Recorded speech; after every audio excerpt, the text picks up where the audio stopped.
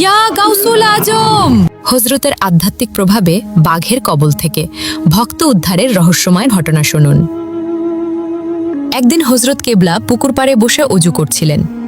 হঠাৎ তিনি উচ্চস্বরে বলে উঠলেন, হারামজাদা, তুই এখান থেকে দূর হস না কেন? এই কথা বলেই তিনি তার হাতের বদনাটি সজোরে পুকুরের মধ্যে নিক্ষেপ করলেন। তখনও তার অজু সম্পূর্ণ হয়নি। সঙ্গে সঙ্গে খাদেমগণ আরেকটি বদনা এনে দিলে তিনি অজু সম্পন্ন করে দায়রা শরীফে চলে যান। হযরত বদনা পুকুরে নিক্ষেপ করেছেন দেখে খাদেমগণ অবাক হয়ে পড়েন। তারা পুকুরে নেমে বহু চেষ্টা করেও বদনাটির কোনো সন্ধান পাননি। অবশেষে সবাই হতাশ হয়ে ফিরে আসেন। মনে মনে ভাবতে লাগলেন, হযরত কাকেও এমন কথা বললেন আর বদনাটি পুকুরে নিক্ষেপ করলেন কেন? তখন সবাই উপলব্ধি করলেন, অলি আল্লাহদের কার্যকলাপ সাধারণ বোধে ধরা পড়ে না। এর 2 দিন পর রাঙ্গুনিয়া নিবাসী হযরতের এক ভক্ত আজমত আলী দরবার শরীফে হাজির হলেন। তার হাতে ছিল কিছু নাস্তা এবং সেই হারানো বদনা।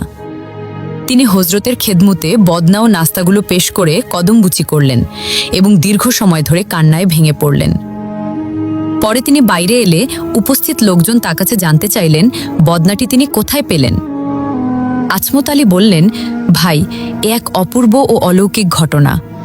এই বদনার মাধ্যমেই হযরত আমার প্রাণ রক্ষা করেছেন। আমি একজন গরিব মানুষ, ভাবছিলাম পাহাড় থেকে কিছু লাকড়ি সংগ্রহ করে বিক্রি করব। সেই টাকায় সামান্য নাস্তা বানিয়ে হযরতের খেদমতে হাজির হব। আমি মাইজ ভান্ডার দরবার শরীফ থেকে প্রায় 42 মাইল দূরে রাঙ্গুনিয়ার কোদালা পাহাড়ে গিয়েছিলাম। সেখানে কাঠ সংগ্রহ করে একটি গাছের নিচে আটি বাঁধছিলাম। হঠাৎ কোথা থেকে এক বিরাট বাঘ এসে আমার সামনে হাজির হল। বাঘের আকস্মিক আক্রমণে আমি সম্পূর্ণ অসহায় হয়ে পড়লাম। জীবন বাঁচানোর শেষ আশায় আমি চিৎকার করে উঠলাম, ইয়া গাউসুল আজম। এই কথা শেষ হতে না হতেই আকাশের শূন্যতা ভেদ করে একটি লোটা এসে সরাসরি বাঘের মুখের উপর আঘাত করল।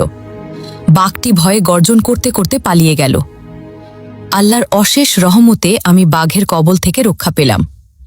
পরে বদনাটি হাতে তুলে দেখে আমি বুঝলাম, এটি তো হযরত কেবলার বদনা।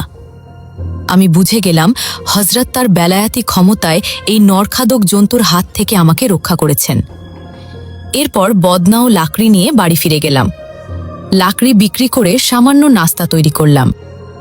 সেই দিনে বদনা ও নাস্তা নিয়ে হযরতের খেদমতে হাজির হয়েছি। যদি হযরত কেবলার অসীম কেরামত এবং করুণা না থাকত, তবে আমার আর কখনো বেঁচে ফিরা হতো না। মহান আল্লাহর অলিদের কেরামতি যুগ যুগ বছর ধরে প্রমাণিত। আমাদের প্রিয় নবীর পূর্ব থেকেই আল্লাহর অলিদের অস্তিত্ব কুরআন দ্বারা প্রমাণিত। আল্লাহর অলিদের জীবন মানুষের উপকারে উৎসর্গ ছিল।